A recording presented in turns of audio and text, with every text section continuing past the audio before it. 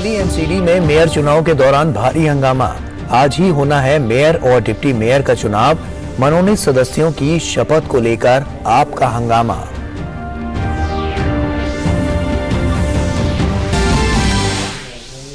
प्रधानमंत्री नरेंद्र मोदी राजधानी नई दिल्ली में चल रहे राज्यों के मुख्य सचिवों के राष्ट्रीय सम्मेलन की कर रहे हैं अध्यक्षता।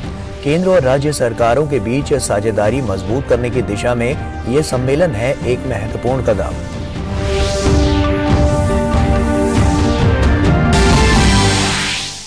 अंडमान और निकोबार द्वीप समूह की यात्रा पर गए रक्षा मंत्री राजनाथ सिंह आज अंडमान और निकोबार कमान की परिचालन तैयारियों की करेंगे समीक्षा।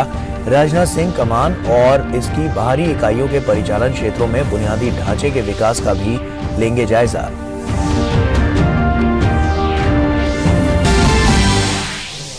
कंझावला मामले में छठे आरोपी आशुतोष को दिल्ली पुलिस ने किया गिरफ्तार। आशुतोष की कार के नीचे ही मृतक महिला को घसीटा गया था।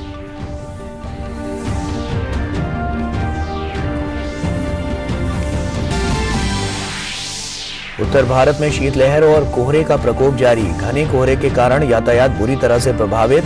मौसम विभाग ने राजस्थान के कई जिलों के लिए रेड अलर्ट किया जारी।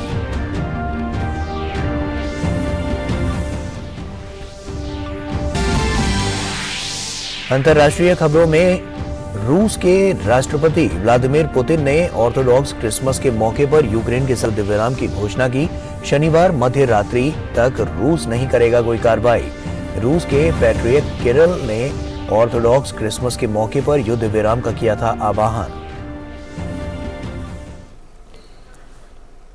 नमस्कार, आप देख रहे हैं डीडी न्यूज। आपके साथ मैं हूं गौरव श्रीवास्तव। तो चलिए बुलेटिन की शुरुआत करते हैं। दिल्ली नगर निगम में महापौर चुनाव के दौरान जमकर हंगामा हुआ। मनोनीत सदस्यों के शपथ को लेकर आम आदमी पार्टी ने हंगामा किया। दिल्ली नगर निगम के मुख्यालय सिविक सेंटर में महापौर, उप महापौर व स्थायी समिति के 6 सदस्यों के लिए मतदान से पहले हंगामा हुआ। उपराज्यपाल ने इस प्रक्रिया को पूरा कराने के लिए पीठासीन अधिकारी के रूप में सत्या शर्मा को नामित किया है। पिछले माह संपन्न हुए 250 सीटों वाले नगर निगम के चुनाव में आम आदमी पार्टी ने 134 सीटें जबकि भाजपा ने 104 सीटें जीती थीं। आम आदमी पार्टी ने शैली ओबरॉय को महापौर पद का प्रत्याशी बनाया है, जबकि उप महापौर के लिए आले मोहम्मद इकबाल को उतारा है। जबकि भाजपा ने महापौर पद के लिए रेखा गुप्ता और उप महापौर के लिए कमल बागड़ी को मैदान में उतारा है।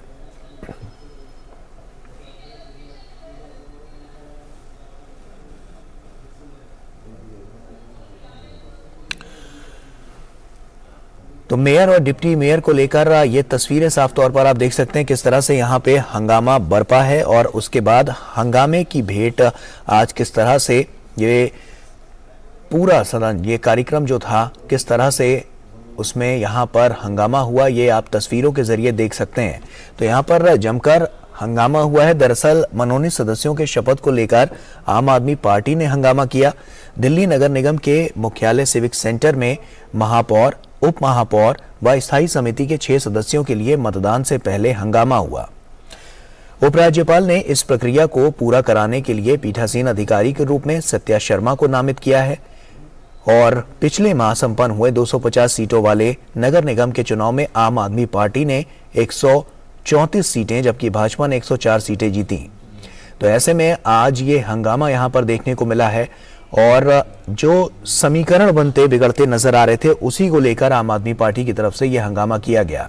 अब ऐसे में ये तस्वीरें हम आपको लगातार दिखा रहे हैं, ये उस दौरान की है जब ये हंगामा वहां पर हो रहा था, क्योंकि महापौर चुनाव के दौरान ये जमकर हंगामा हुआ है। और सिलसिलेवार तरीके से हम आपको बता दें कि एमसीडी में महापौर चुनाव के दौरान ये जमकर हंगामा देखने को मिला। हंगामे की भेंट यहाँ पर सिविक सेंटर चढ़ता हुआ नजर आया है, क्योंकि जिस तरह की स्थितियां थी ऐसे में आज बड़ा ही निर्णायक फैसला होना था। लेकिन बावजूद इसके जिस तरह से एमसीडी में महापौर का यहाँ पर जिस तरह से चुनाव के दौरान जमकर हंगामा हुआ है वो अपने आप में कई सवाल खड़े करता है। रजनीश हमारे सहयोगी हमारे साथ जुड़ चुके हैं, रजनीश का रुख करते हैं। रजनीश, हंगामे की भेंट आज ये सिविक सेंटर यहाँ पर चढ़ता हुआ नजर आया, तो ऐसे में हंगामे की क्या वजह बताई जा रही है? जो नवनिर्वाचित सदस्य उनको शपथ दिलाई जाए। और ये लगभग 1 घंटे से लगातार हंगामा हो रहा है, और ये जिसका हंगामा हो रहा है उसको देखते हुए लग रहा है कि अभी भी हंगामा काफी देर तक चलेगा। देखिए, ये सभी पार्टियां हैं अपने तरीके से अपनी बात कर रही है, लेकिन जो हंगामा का दौर है ये लोकतंत्र के लिए अच्छा नहीं है, क्योंकि ये लोकतंत्र में जिसका हंगामा लगातार हो रहा है आम आदमी पार्टी की तरफ से हो रही है, उसको लेकर ये देखा जा सकता है कि आज जो मतदान होना है, शपथ ग्रहण भी होना है, उसको लेकर काफी अनिश्चितता भी देखी जा रही है। क्योंकि अभी भी थोड़ी देर पहले आम आदमी पार्टी के जो नेता है संजय सिंह, वो भी आए हुए हैं, और उसके पहले भारतीय जनता पार्टी के जो 7 सांसद है, मनोज तिवारी हो गए, प्रवेश वर्मा हो गए, मीनाक्षी लेखी हो गई, हर्षवर्धन हो गए, रमेश बुजुर्ग, अन्य सभी लोग यहाँ आ गए, और साथ में सभी पार्षद आ गए। तो साफ तौर पर ये कहना है, अब जैसे मनोज तिवारी से बात हुई तो साफ तौर पर कहना है कि हमारी ये रीत नहीं है, हम शांतिप्रिय लोग हैं, हम अच्छी तरीके से मतदान चाहते हैं, और जो भी चीजें हो वो शांतिपूर्वक हो। लेकिन आम आदमी पार्टी जितना हंगामा कर रही है उसे ये देखने के साथ मिलता है हंगामा और काफी देर तक होगा। रजनीश, आम आदमी पार्टी के पास तो बहुमत है, फिर हंगामा क्यों? लेकिन वो लगातार उनका मानना है कि वो आम आदमी पार्टी के लिए लगातार हंगामा कर रही है कि दोनों निर्वाचित सदस्य सबसे पहले उनका शपथ कराया जाए, इस चीज को लेकर वो हंगामा कर रहे हैं। और ये स्पष्ट भी कुछ चीजें नहीं हो पा रही, जैसे हम लोगों ने बात करने की कोशिश की, लेकिन कोई भी नेता स्पष्ट बात करने के लिए तैयार नहीं। तो ऐसे में वहां पर जो सुरक्षा व्यवस्था है वो किस तरह से चाक चौबंद है? क्योंकि साफ तौर पर ये भी सवालों के घेरे में है, क्योंकि हंगामा जिस तरह से बरपा यहाँ पर दिख रहा है, साफ तौर पर तस्वीरों के जरिए भी हम दर्शकों को दिखा पा रहे हैं। तो ऐसे में कब तक ये हंगामा ऐसे जारी रहेगा? ठीक है, हंगामा के समय नहीं है, क्योंकि हंगामा 1 घंटे पहले से चालू है, जिसका हंगामा हो रहा है। मैंने बताया हंगामा और भी देर तक हो सकता है। सुरक्षा व्यवस्था की आप जहाँ तक बात की है, तो सुरक्षा व्यवस्था को लेकर दिल्ली पुलिस यहाँ पूरी तरह मुस्तैद है, वो पूरे नजर बनाए हुए। अभी और मेरे सामने कुछ लगातार फोर्स आ रही है, उनको बुलाया गया है ताकि हंगामा को किसी तरह शांत किया जाए। यहाँ पर धक्का मुक्की भी हुई है। धक्का मुक्की बात यह है कि जिस तरह भीड़ हो रही है, तो जाहिर बात है कि भीड़ को देखते हुए धक्का मुक्की एक दूसरे को हो रहा है। लेकिन यहाँ पे जो देखने को मिल रहा है, इससे पहले कभी भी सिविक सेंटर में इस तरह की भीड़, इस तरह की धक्का मुक्की या इस तरह के चित्र को देखने में कभी ऐसा देखने में नहीं आया। लेकिन आज जो इस तरह देखा जा रहा है, मुझे लगता है कि इससे पहले कभी भूतकाल में इस तरह नहीं रहा। गौरव, रजनीश, इस बात पर रोशनी डालिए कि साफ तौर पर जब आम आदमी पार्टी के पास पूरा बहुमत है, तो ऐसे में तो जो वो फैसला यहाँ पर लेना चाहते हैं वो निर्णायक का फैसला लिया जा सकता है। तो बावजूद इसके इस तरह की स्थितियां पैदा करना, बार बार वहां पर भी हंगामा देखने को मिलना, तो कहीं ना कहीं ये उसकी भूमिका पर कई सारे सवाल खड़े करता है। नहीं, बिल्कुल सवाल खड़े कर रहे हैं। इसीलिए बात की जा रही है कि आम आदमी पार्टी जब आई है इस सदन के अंदर, सबसे लगातार 1 घंटे हो गए हंगामा करते हुए। अभी उनके नेता जो है संजय सिंह, आम आदमी पार्टी नेता, वो अभी भी तुरंत आए हुए हैं।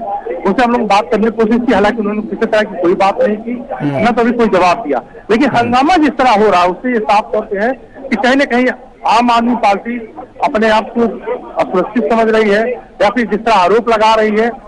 वही दूसरी तरफ अगर भारतीय जनता पार्टी की बात करें, उन्होंने साफ तौर पर कहा कि हम इस रीति रिवाज के अनुनायक नहीं है। गौरव, रजनीश, हम जब बात कर रहे हैं तो समीकरण क्या कह रहा है यहाँ पर, क्योंकि वोट बैंक क्या शिफ्ट भी होता हुआ नजर आ रहा है, जिसकी वजह से आम आदमी पार्टी हंगामा कर रही है? अभी ये कोई भविष्य की बात है, लेकिन अभी कुछ कहना इससे बहुत जल्दबाजी होगा। गौरव, लेकिन अभी जिस तरह हंगामा है, थोड़ी देर बाद आपको ये सभी यहाँ की सिनारियो साफ नजर आएगा।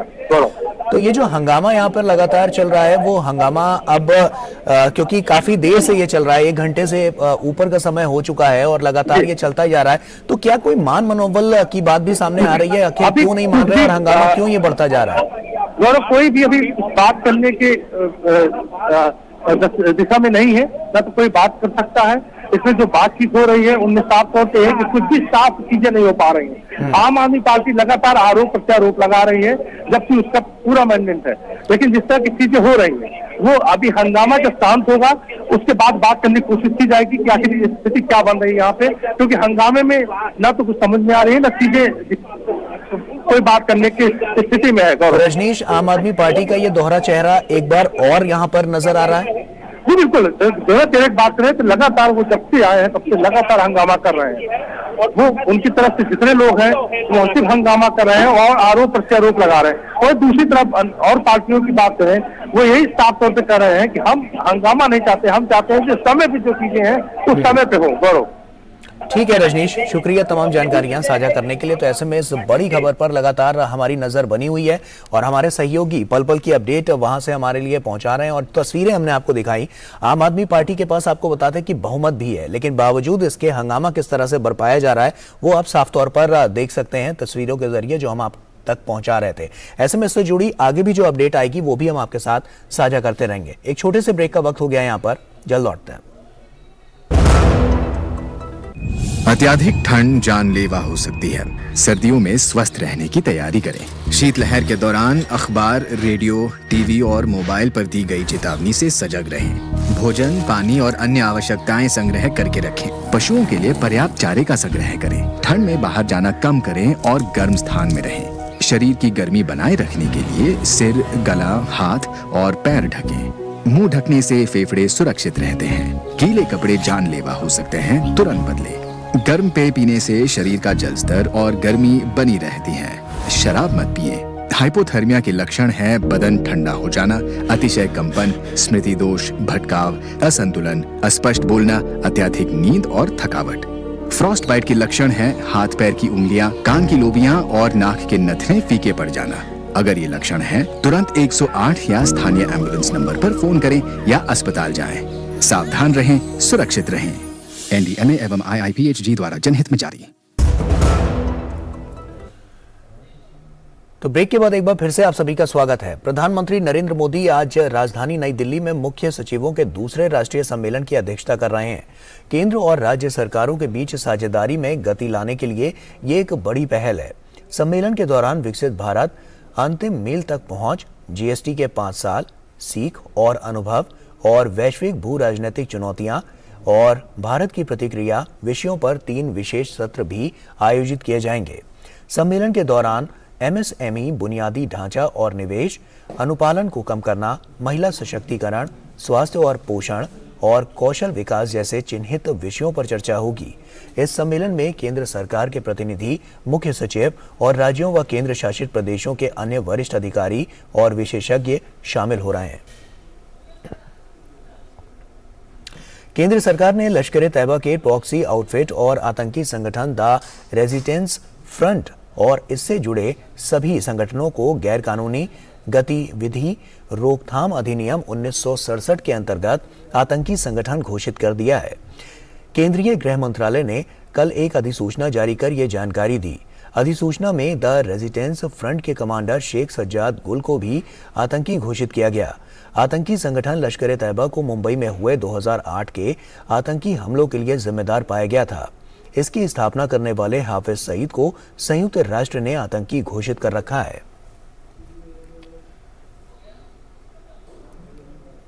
अंडमान और निकोबार द्वीप समूह की 2 दिवसीय यात्रा पर गए रक्षा मंत्री राजनाथ सिंह आज अंडमान और निकोबार कमान की परिचालन तैयारियों की समीक्षा करेंगे। राजनाथ सिंह कमान और इसकी बाहरी इकाइयों के परिचालन क्षेत्रों में बुनियादी ढांचे के विकास का जायजा लेंगे। रक्षा मंत्री कैम्पबेल बे, कार्निक तथा डिगलीपुर में कमान इकाइयों का दौरा करेंगे।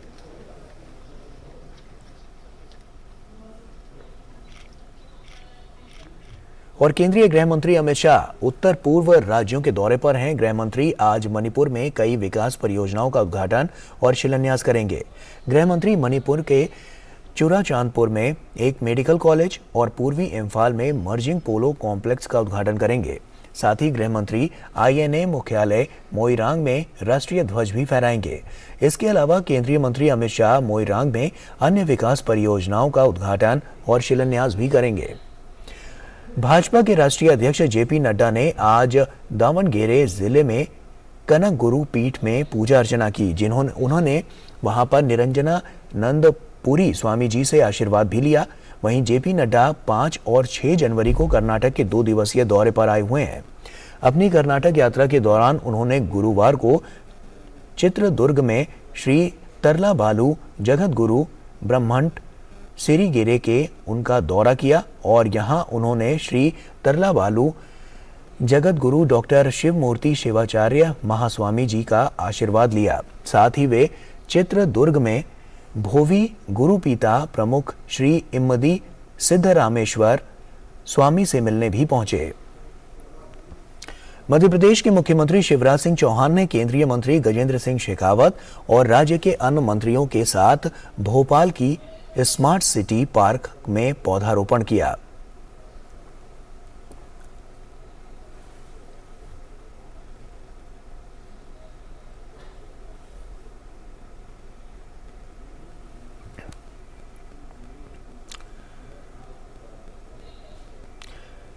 दिल्ली के कंझावला दुर्घटना मामले में पुलिस ने छठे आरोपी आशुतोष को गिरफ्तार कर लिया है। आशुतोष पर आरोपियों की मदद करने का आरोप है।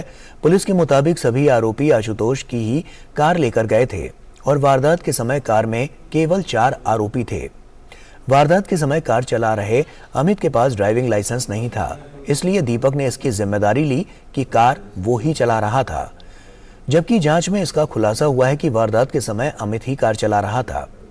इस मामले में एक सीसीटीवी फुटेज भी सामने आया था, जिसमें अंजलि को कार से घसीटने के बाद एक जगह आरोपी बलेनो कार रोकते हैं और कार से उतरकर ऑटो में बैठकर फरार हो जाते हैं। पुलिस के अनुसार इस मामले में अब तक मिली जानकारी के मुताबिक कुल 7 आरोपी हैं। पुलिस मामले की आगे की जांच कर रही है। और वहीं देश के कई राज्यों में कड़ाके की ठंड पड़ रही है। ठंड से बचने के लिए लोग जगह जगह पर रैन बसेरों और अलाव का सहारा ले रहे हैं।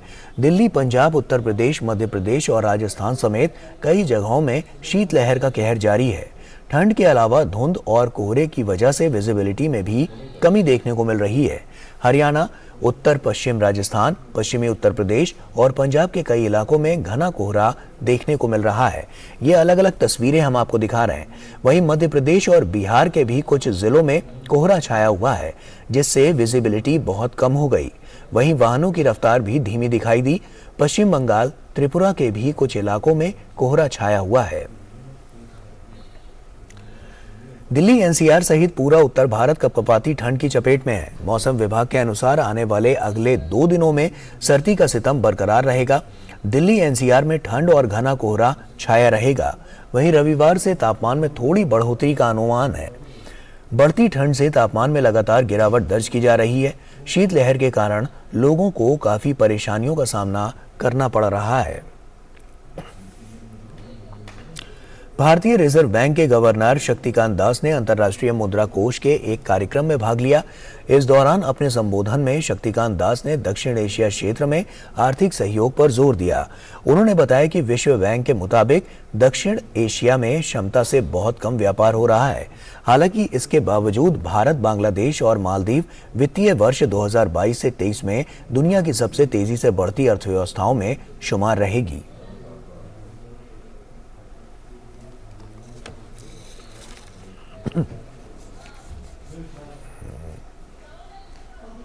This has been calculated by the World Bank. This implies the annual shortfall to be in the region of about $44 billion US. As per the World Economic Outlook database of October 22, which was released by the IMF, India, Bangladesh and Maldives would be among the fastest growing economies in the world in 2022 and 2023. और वहीं शक्तिकांत दास ने कहा कि इस क्षेत्र के देशों का आपसी सहयोग सबके लिए फायदेमंद साबित हो सकता है। The World Bank assessment also suggests that a common electricity market for Bangladesh, Bhutan, India and Nepal can yield savings of about $17 billion in capital costs. The World Bank estimates that regional cooperation could be a win-win situation for all countries of the region. और यहाँ वक्त हो गया एक छोटे से break का, जल्द लौटते हैं।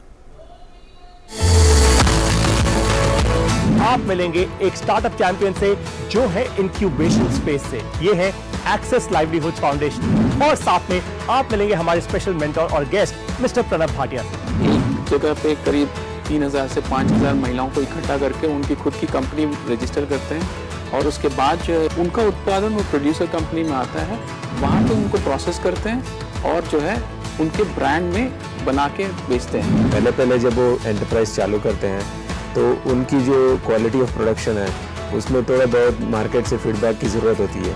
कि इंक्यूबेटर और एक्सेलरेटर में फर्क होता क्या है स्टार्टअप के? एक्सीलरेटर आपके साथ बहुत ज़्यादा हैंड होल्डिंग नहीं करता, लेकिन इंक्यूबेटर का क्या रहता है कि इंक्यूबेटर एक थोड़ा लॉन्गर स्ट्रेच प्रोग्राम है जो एक थोड़ा पहले के स्टेज से चालू होता है।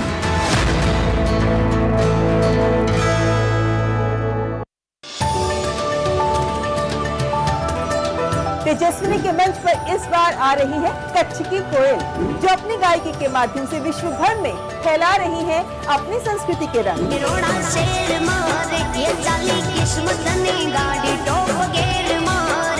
मुलाकात गीताबेन रबारी से।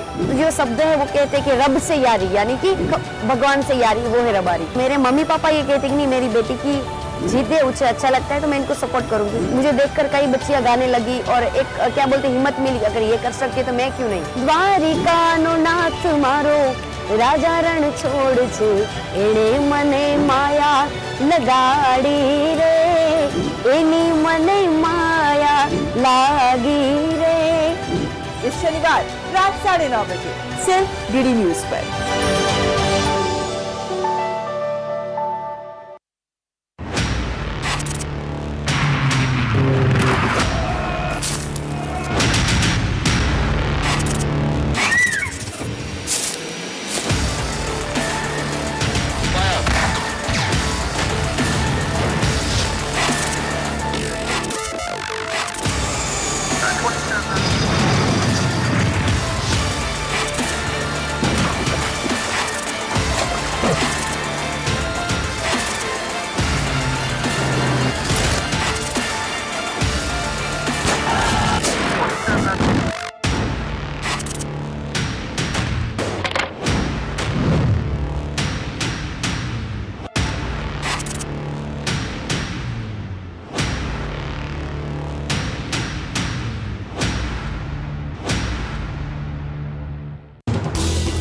हर दिन हर पल बनती खबरें, बदलती दुनिया, हम लेकर आते हैं आपके लिए बड़ी खबरें, संपूर्ण कवरेज, ताकि आप रहें खबरों के बीच हमारे साथ। मिड डे प्राइम हिंदी सोमवार से शुक्रवार दोपहर 1 बजे सिर्फ डीडी न्यूज पर।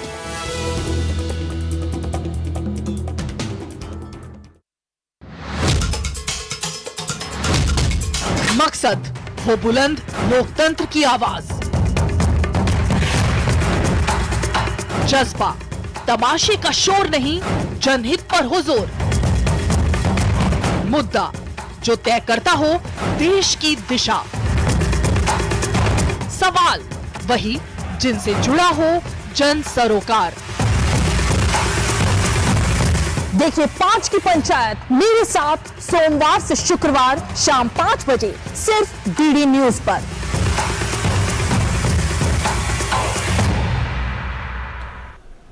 तो ब्रेक के बाद एक बार फिर से आप सभी का स्वागत है।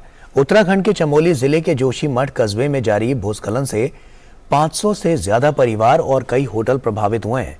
प्रशासन ने भूस्खलन से प्रभावित लोगों को तुरंत राहत के लिए टोल फ्री नंबर 8171748602 जारी किया है। इसके साथ ही प्रशासन भूस्खलन और जमीन धंसने की घटनाओं पर नजर रखे हुए है। जोशीमठ के मकानों और होटलों में आ रही दरारों और जमीन धंसने को लेकर सरकार सतर्क है। इस बीच सेना ने भूस्खलन के मद्देनजर प्रभावित इलाकों में रह रहे जवानों और उनके परिवारों को सुरक्षित स्थानों पर पहुंचा दिया है।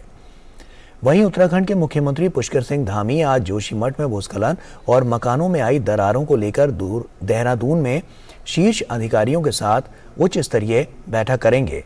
उधर भूस्खलन और नुकसान के आकलन के लिए भाजपा ने प्रदेश भाजपा महासचिव आदित्य कोठारी के समन्वय में 14 सदस्यीय समिति का गठन किया है। समिति आज स्थलीय भ्रमण कर स्थानीय निवासियों, व्यापारियों और जनप्रतिनिधियों से वार्ता कर अपनी रिपोर्ट तैयार करेगी। और आइए अब नजर डालते हैं कोरोना संक्रमण के ताजा आंकड़ों पर। स्वास्थ्य और परिवार कल्याण मंत्रालय के मुताबिक देश भर में पिछले 24 घंटों में 228 नए मामले दर्ज किए गए हैं। वहीं पिछले 24 घंटों में 275 मरीज उपचार करवाकर स्वस्थ हो चुके हैं। वहीं साप्ताहिक पॉजिटिविटी रेट वर्तमान में 0.12% दर्ज की गई। दैनिक पॉजिटिविटी रेट 0.11% है। वर्तमान में कोरोना के सक्रिय मामलों की संख्या 2503 है। और वहीं राष्ट्रव्यापी कोरोना रोधी टीकाकरण अभियान सफलतापूर्वक जारी है। राष्ट्रव्यापी टीकाकरण अभियान के तहत देश में अब तक 220 करोड़ से अधिक टीकों की खुराकें दी जा चुकी हैं। पिछले 24 घंटे में कुल 46,450 टीके लगाए गए। वहीं अब तक 22 करोड़ 42 लाख एहतियाती टीके लगाए जा चुके हैं। टीकाकरण अभियान देश में लोगों की कोविड से सुरक्षा का एक महत्वपूर्ण माध्यम है और इसकी उच्च स्तर पर लगातार समीक्षा और निगरानी की जा रही है। कड़ाके की ठंड के बीच आज से प्रयागराज में माघ मेला शुरू हो गया है। आज पौष पूर्णिमा पर मेले का पहला स्नान चल रहा है। श्रद्धालु संगम पहुंचकर आस्था की डुबकी लगा रहे हैं। पौष पूर्णिमा डुबकी के साथ कल्पवासियों का मास पर्यटन चलने वाला अनुष्ठान शुरू हो गया है। वहीं श्रद्धालुओं को किसी प्रकार की तकलीफ ना हो, इसके लिए प्रशासन ने कई इंतजाम किए हैं। मेले में सुरक्षा व्यवस्था का व्यापक बंदोबस्त किया गया है। जगह जगह पुलिस बल तैनात किए गए हैं और एंटी टेरर स्क्वाड की टीमें भी मेले में गश्त लगा रही हैं। सिविल डिफेंस के लोग भी आने जाने वाले लोगों को उनके गंतव्य तक पहुंचाने का कार्य कर रहे हैं। कोविड प्रोटोकॉल के साथ ही श्रद्धालुओं को मेले में प्रवेश दिया जा रहा है। सभी की थर्मल स्कैनिंग की जा रही है। ठंड से बचने के लिए सरकार ने जगह जगह अलाव भी जला रखा है। मध्य प्रदेश के रीवा जिले में प्रशिक्षण के दौरान एक विमान हादसे का शिकार हो गया। प्रशिक्षण के दौरान विमान के मंदिर से टकरा जाने से एक पायलट की मौत हो गई, जबकि एक अन्य घायल हो गया।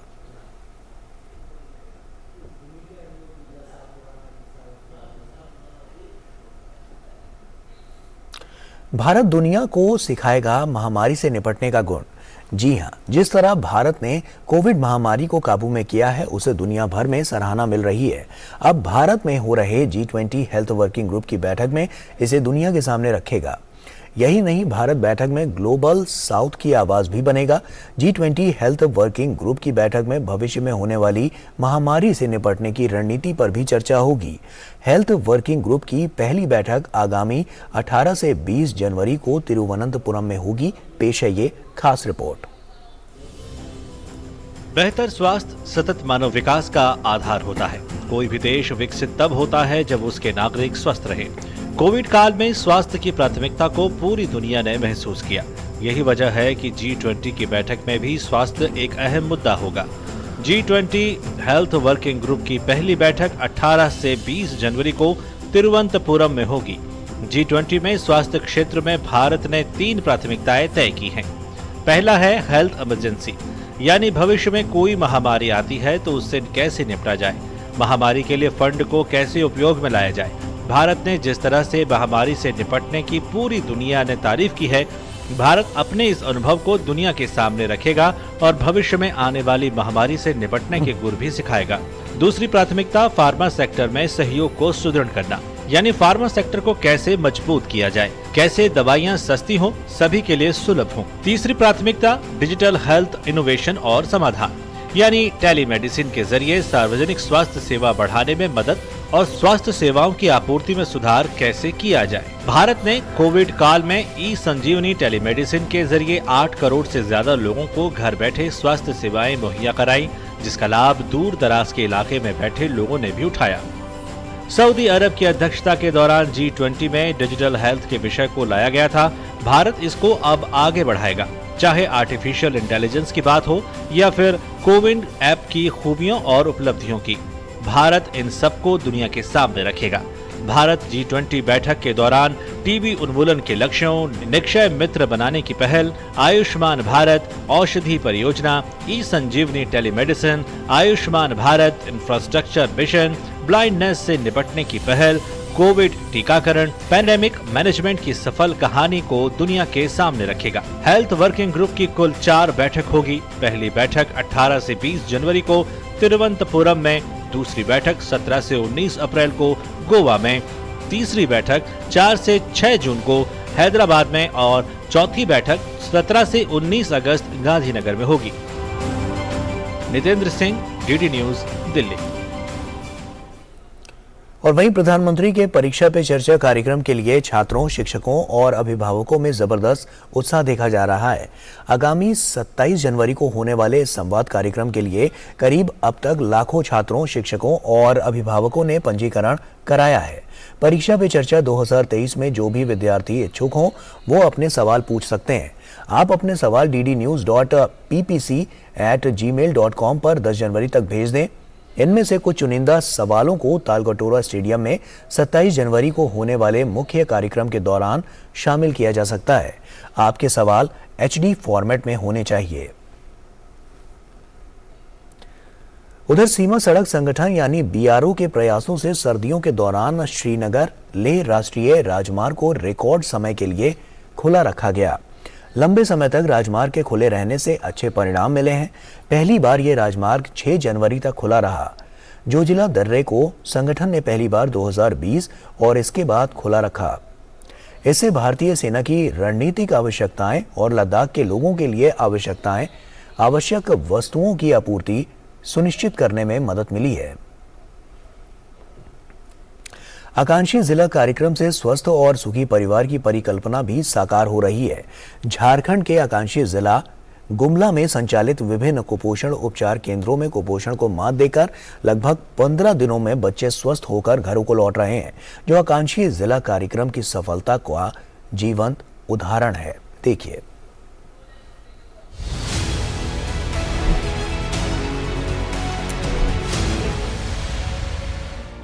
आकांक्षी जिला कार्यक्रम के तहत कुपोषण से जारी जंग को भी संबल मिला है। झारखंड के आकांक्षी जिला गुमला में सदर अस्पताल सहित 2 रेफरल अस्पताल और 2 सामुदायिक स्वास्थ्य केंद्र में कुपोषित बच्चों के उपचार के लिए केंद्र स्थापित किए गए हैं, जहां से स्वस्थ होकर बच्चे हंसते खेलते अपने घरों को लौटकर गुलजार कर रहे हैं। Civil surgeon doctor Raju Kashyap ने बताया कि कुपोषित बच्चों का उपचार कर उन्हें स्वस्थ करने के मामले में गुमला जिला झारखंड में अव्वल रहा है। गुमला जिला में 4 MTC चल रहा है, एक सदर अस्पताल में चल रहा है, एक रेफरल अस्पताल में और 2 सामुदायिक स्वास्थ्य केंद्र में। कुपोषित बच्चे आए, सभी का इलाज हुआ और अगस्त से लेकर दिसंबर तक में हम लोग 400 से अधिक बच्चों का सफलतापूर्वक इलाज किए। जिले के उपायुक्त सुशांत गौरव के निर्देश पर सहिया और आंगनबाड़ी सेविकाओं सहित कुपोषण उपचार केंद्र में काम करने वाले स्वास्थ्य कर्मियों ने भी इसमें अपनी महती भूमिका निभाई है। सदर अस्पताल के उपाधीक्षक डॉक्टर अनुपम प्रसाद ने ताजा आंकड़ों का हवाला देते हुए बताया कि पिछले अगस्त माह से दिसंबर माह तक कुल 400 से अधिक कुपोषित बच्चों को उपचारित किया गया है। THR के दिन जो महिलाएं आती हैं अपने बच्चों के साथ और उनके साथ जो बच्चे होते हैं 6 मंथ to 5 years वाले, उनका AMU से टेप से माप किया जाता है, उनके बांह के बीच की माप ली जाती है। जो बच्चे उसमें लाल वाले ये में आते हैं, लाल वाले रीजन में आते हैं, उनको उन जगहों पे संबंधित क्षेत्र की सेविकाएं ले जाती हैं और लाने के बाद उनका हम लोग समुचित खान पान, उनका देखभाल, दवाई वगैरह सब हम लोग प्रोवाइड करते हैं। इधर कुपोषण उपचार केंद्र की न्यूट्रिशन काउंसलर अनामिका कुमारी ने कहा कि जब बच्चे कुपोषण उपचार केंद्र आते हैं तो सबसे पहले उनकी जांच की जाती है, फिर उन बच्चों की जरूरत के अनुसार उन्हें प्रतिदिन डाइट दिया जाता है। यहाँ पे सहिया द्वारा, आंगनबाड़ी सेविका द्वारा बच्चे जब चिन्हित करके लाए जाते हैं, उसके बाद हम लोग यहाँ पे एंथ्रोपोमेट्रिक मेजरमेंट करते हैं। उनका वजन, हाइट, लंबाई, ऊंचाई और बाहु माप लेके उनको एक कैटेगरी में बांटते हैं और अगर वो उस क्राइटेरिया में आ जाते हैं, सीवियर एक्यूट मालन्यूट्रिशन के क्राइटेरिया में, तो उन लोग को हम लोग एडमिट करते हैं। एडमिट करने के बाद उनको हम लोग सबसे पहले उपचार करने की क्रिया शुरू करते हैं। इन कुपोषण उपचार केंद्रों से कमजोर तबकों को विशेष तौर पर लाभ हुआ है। छारदा गांव की फेको देवी भी अपने बच्चे के उपचार और देखभाल से खासी खुश हैं। अच्छा भी हो रहा है बच्चा और देखने में सुंदर लगता है, या खाना खुराक से मिलता है, हमको मिलता है या बच्चा लोग के भी मिलता है और पैसा भी मिलता है 130 रुपया। सहिया कहलक कि तोर बेटा कमजोर है, चल गुमला सदर अस्पताल ले जा। कहलक तो कमजोर है, कहलक मौके भी खून चढ़ालन, एक बोतल तो छुआ के भी ठंड दूध मन बताते, सब खाए पिए के लिए छुआ ले बताते, खन पैसा भी बताते छुआ ले झारखंड के आकांक्षी जिला गुमला में कुपोषण पर अब चौतरफा प्रहार हो रहा है और नौनिहाल स्वस्थ होकर कुपोषण को टक्कर देने के काबिल बन रहे हैं, तो अभिभावकों की दिल की तमन्ना और आकांक्षा को पूर्ण कर रहा है। गुमला से बलदेव शर्मा के साथ दिवाकर कुमार की रिपोर्ट, डीडी न्यूज।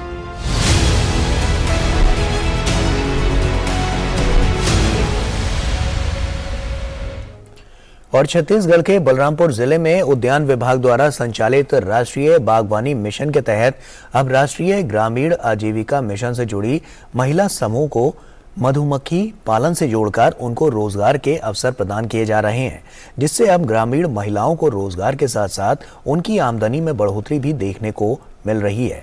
आइए देखते हैं ये खास report.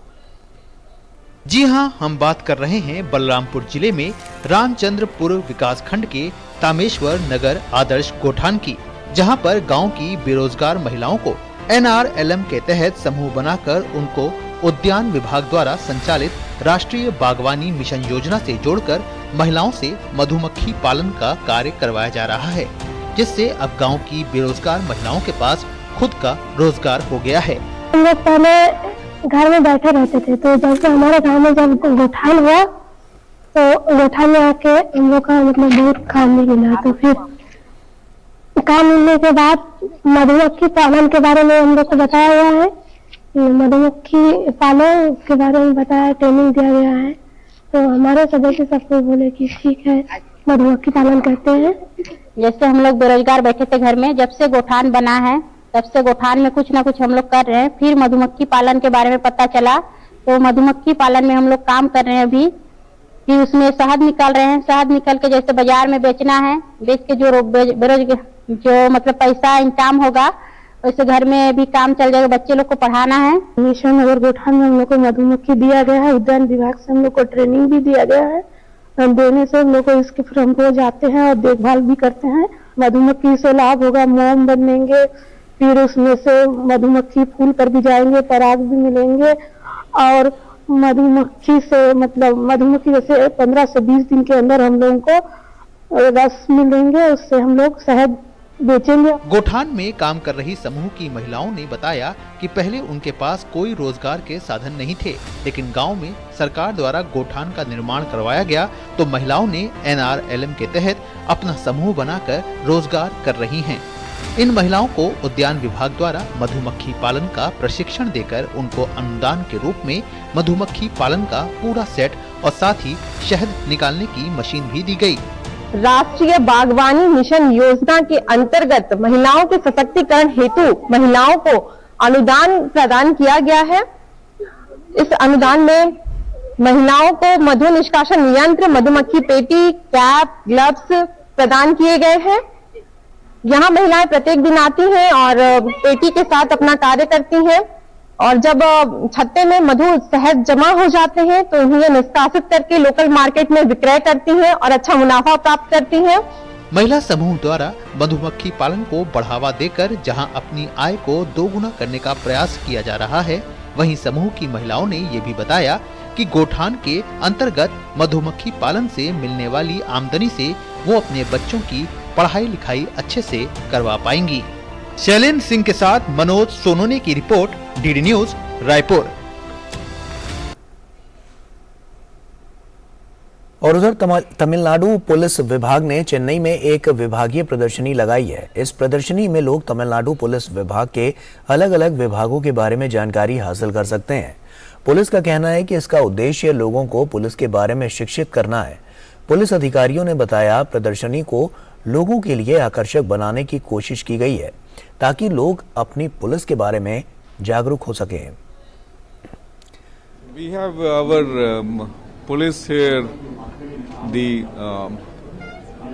display with respect to all the items by different wings and all. And basic idea is that if we can educate people a bit, and we'll try to make it a bit interactive in different aspects. We have educational material for them as pamphlets they can take home or interact. Then basically they come across to know how widespread the work functioning of police is basically. समलैंगिक विवाह पर आज supreme court में सुनवाई होनी है। Chief justice DY Chandrachud और justice PAS Narasimha की 2 सदस्यीय पीठ इस मामले में पहले ही केंद्र से जवाब मांग चुकी है। इसका समर्थन करने वाले लोग लंबे समय से मांग कर रहे हैं कि भारत में भी इसे मान्य किया जाए। वहीं इस दौरान अलग अलग हाई कोर्ट से सभी याचिकाओं को सुप्रीम कोर्ट में ट्रांसफर करने की याचिकाओं पर भी बहस होगी। मामले पर पिछली सुनवाई 14 दिसंबर 2022 को हुई थी। 2018 में सुप्रीम कोर्ट सहमति से समलैंगिक यौन संबंध को अपराध की श्रेणी से बाहर कर चुकी है, लेकिन शादी करने की मान्यता अब तक नहीं मिली है। सुप्रीम कोर्ट आज उन याचिकाओं पर भी सुनवाई करेगा जिसमें समान लिंग विवाह को मान्यता देने के लिए उच्च न्यायालयों के समक्ष लंबित याचिकाओं को शीर्ष अदालत में स्थानांतरित करने की मांग की गई है।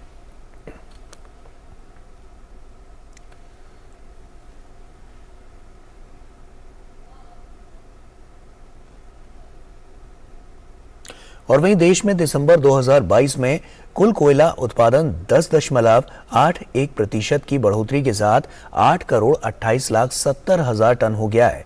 एक वर्ष पहले इसी अवधि में कुल उत्पादन 7,47,90,000 टन था। कोयला मंत्रालय के अनुसार पिछले महीने के दौरान कोयले की आपूर्ति 5.28% बढ़कर 7,89,10,000 टन था।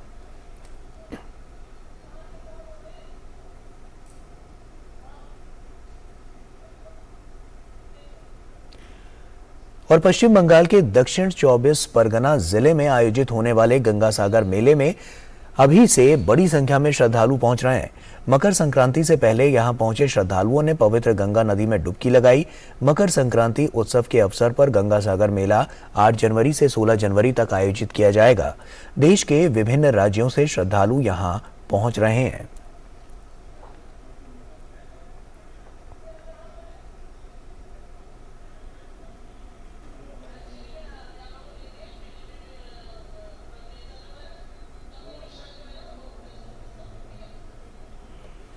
तो जिस तरह से आपको बता दें कि महापौर का जो चुनाव है उसको लेकर जो हंगामा देखने को मिला है, इस पर अब बीजेपी नेता यहां पर प्रेस कॉन्फ्रेंस करते हुए नजर आ रहे हैं। कपिल मिश्रा को सुनिए। के पास एक सिंपल मेजॉरिटी है, वो सदन चला सकते हैं, लेकिन पहले दिन अभी तो पार्षदों का शपथ ग्रहण भी नहीं हुआ और आप सदन नहीं चलने दे रहे हैं। किस तरफ लेके जाना चाहते हैं दिल्ली को? कूड़े का पहाड़ अभी तक गाजीपुर में था, लेकिन अरविंद केजरीवाल के पार्षदों ने आज निगम को कूड़े के पहाड़ में परिवर्तित कर दिया है, सदन को कूड़े के पहाड़ में परिवर्तित कर दिया है। ये गंदगी दिल्ली नगर निगम ने इससे पहले कभी नहीं देखी है।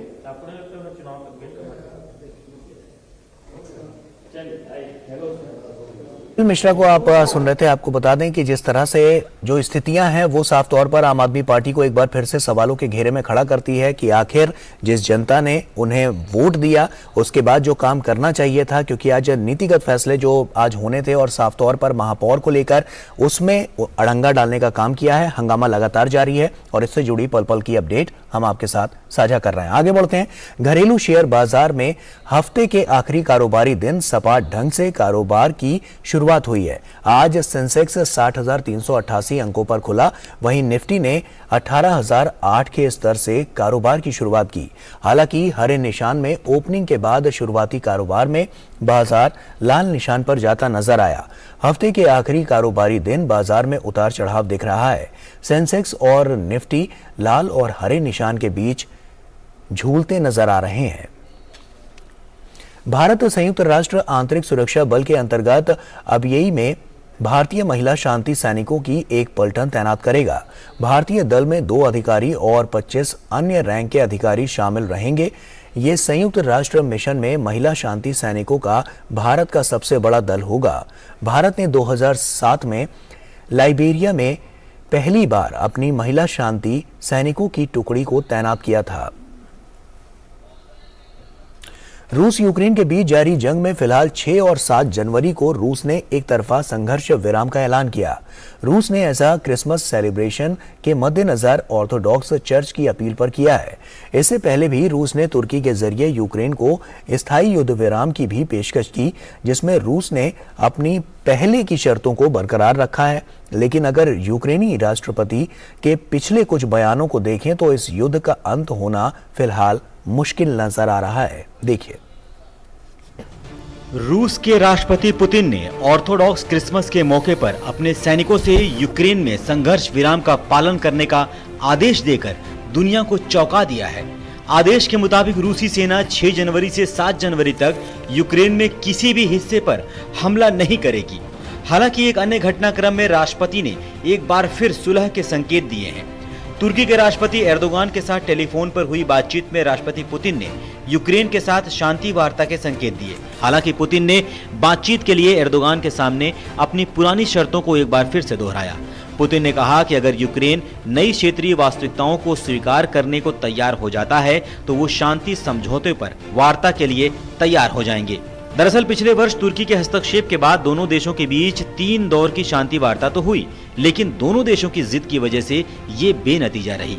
तुर्की के राष्ट्रपति ने पुतिन के साथ हुई वार्ता की पुष्टि करते हुए कहा कि दोनों देशों के बीच सुलह के लिए जेलेंस्की से भी बातचीत कर क्षेत्र में शांति की अपील करेंगे।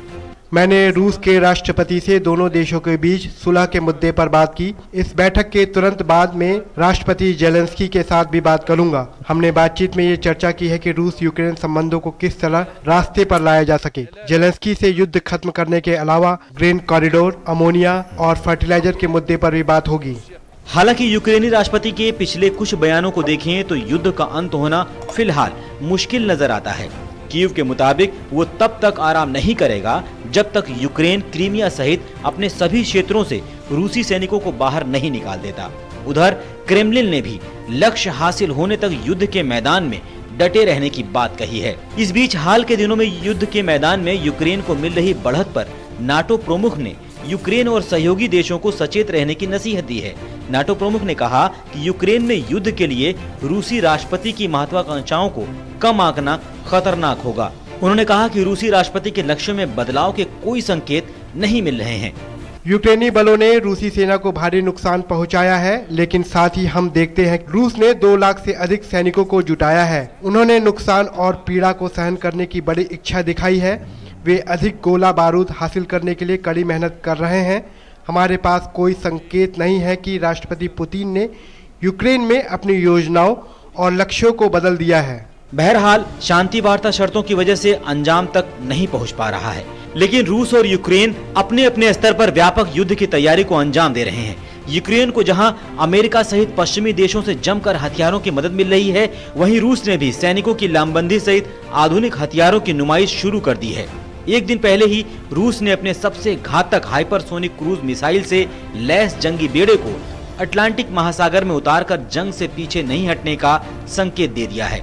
पुतिन के सैनिक बड़ी संख्या में बेलारूस में कड़े युद्धाभ्यास को अंजाम दे रहे हैं। वहीं यूक्रेन को लड़ाई में मदद करने के लिए अमेरिका ने ब्रैडले फाइटिंग व्हीकल्स भेजने पर विचार करने के संकेत दिए हैं। ब्रैडले, जिसका इस्तेमाल सैनिकों के परिवहन में किया जा सकता है, इसमें पहियों के बजाय ट्रैक होते हैं और ये तोप से बड़ा और ताकतवर होता है।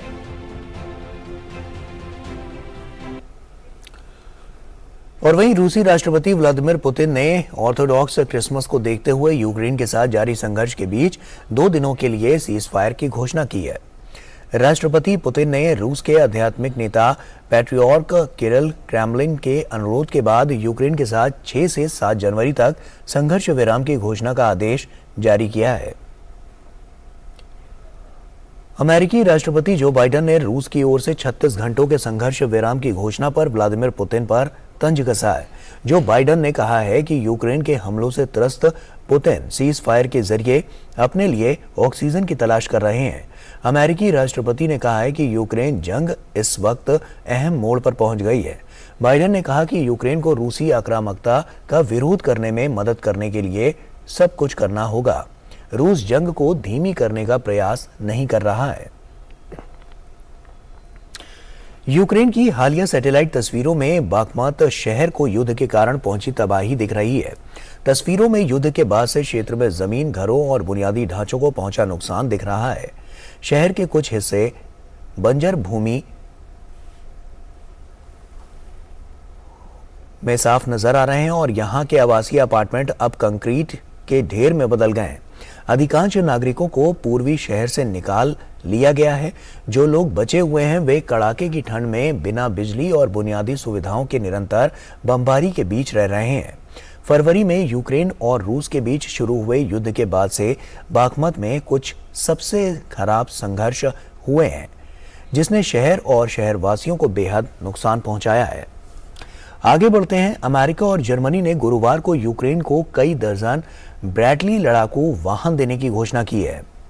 राष्ट्रपति जो बाइडेन और चांसलर ओलाफ स्कोल्स ने के बीच फोन पर बातचीत के बाद एक संयुक्त बयान में जानकारी दी गई कि अमेरिका यूक्रेन को ब्रैडली इन्फेंट्री फाइटिंग वाहन प्रदान करेगा, जबकि जर्मनी मर्डर इन्फेंट्री फाइटिंग वाहन देगा। दोनों देशों ने यूक्रेनी सैनिकों को उनका उपयोग करने के लिए प्रशिक्षित करने पर सहमति व्यक्त की है। जर्मनी यूक्रेन को एक पैट्रियट वायु रक्षा बैटरी की आपूर्ति भी करेगा। वहीं पिछले फरवरी में यूक्रेन की सेना को इस हथियार से काफी मदद मिली थी। बयान में कहा गया है कि राष्ट्रपति बाइडेन और चांसलर शोल्ज ने यूक्रेन को आवश्यक वित्तीय, मानवीय, सैन्य और राजनयिक समर्थन प्रदान करना जारी रखने के लिए अपना सामान्य दृढ़ संकल्प व्यक्त किया। संयुक्त राष्ट्र सुरक्षा परिषद के सदस्यों ने गुरुवार को यरूशलेम में अल-अक्सा मस्जिद मामले में चिंता व्यक्त की। साथ ही इस पवित्र स्थल पर ऐतिहासिक यथास्थिति बनाए रखने पर भी जोर दिया। हालांकि फिलिस्तीनी संयुक्त राष्ट्र राजदूत रियाद मंसूर ने इस मामले में कार्रवाई करने के लिए सुरक्षा परिषद पर जोर दिया। वहीं संयुक्त राष्ट्र महासचिव एंटोनियो गुटरेस ने सभी को ऐसे कदमों को उठाने से परहेज करने का आह्वान किया जो यरूशलेम में और उसके आसपास तनाव बढ़ा सकते हैं। दरअसल इजराइल के नए राष्ट्रीय सुरक्षा मंत्री इतामार बेन गवीर ने अल-अक्सा मस्जिद परिसर का दौरा किया था। इस दौरे को लेकर कई मुस्लिम देशों ने आपत्ति दर्ज कराई है। ये पवित्र स्थल यहूदियों और मुस्लिमों दोनों के लिए धार्मिक दृष्टि से बहुत अहम है। इसे लेकर यहूदियों और मुस्लिमों के बीच लंबे समय से विवाद रहा है। इस पर काफी समय से चली आ रही यथास्थिति के तहत गैर मुस्लिम किसी खास समय पर यहां जा सकते हैं, लेकिन उन्हें वहां प्रार्थना करने की इजाजत नहीं है। इस बीच इजराइल के मंत्री की मस्जिद की यात्रा ने तनाव को और बढ़ा दिया है।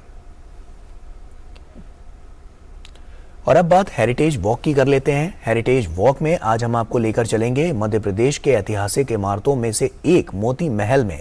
ये महल सिंधिया राजवंश की अनोखी स्थापत्य कला को आज भी दर्शाता है। इसके साथ ही ये महल अपने भीतर इतिहास की एक बड़ी कहानी समेटे हुए है। तो आइए चलते हैं इस खूबसूरत महल की सैर पर।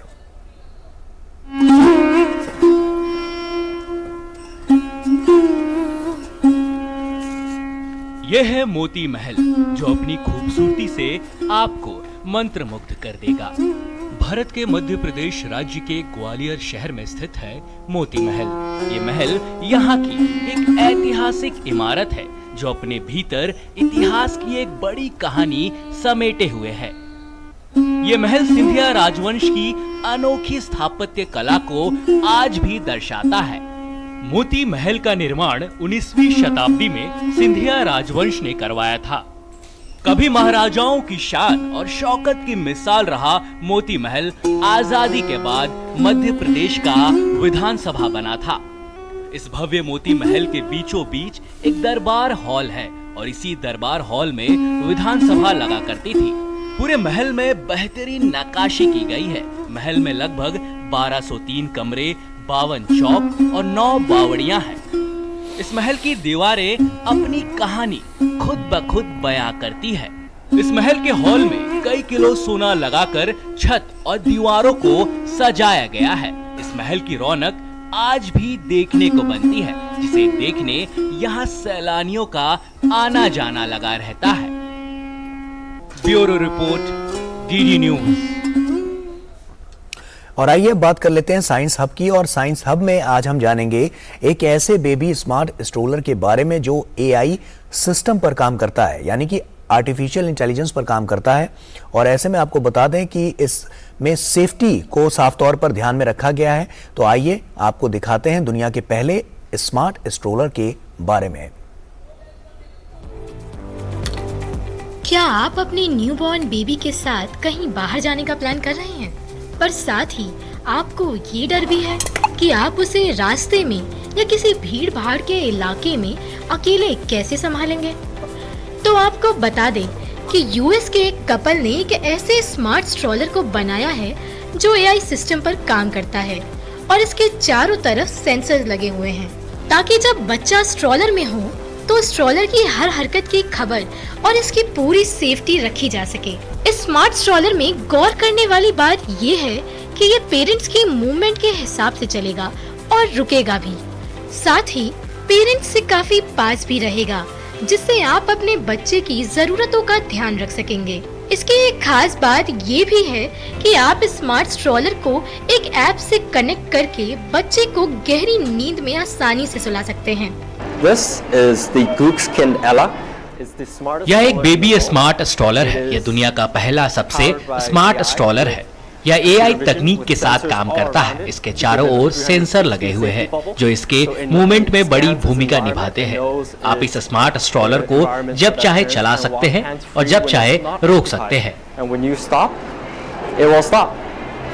देखा जाए तो ये आविष्कार एकदम हटके है, पर बच्चे के साथ जितनी भी सावधानी रखी जाए उतनी कम पड़ती है। वहीं ये देखना भी काफी दिलचस्प होगा कि ये स्मार्ट स्ट्रॉलर मार्केट में अपनी जगह किस तरीके से बना पाता है।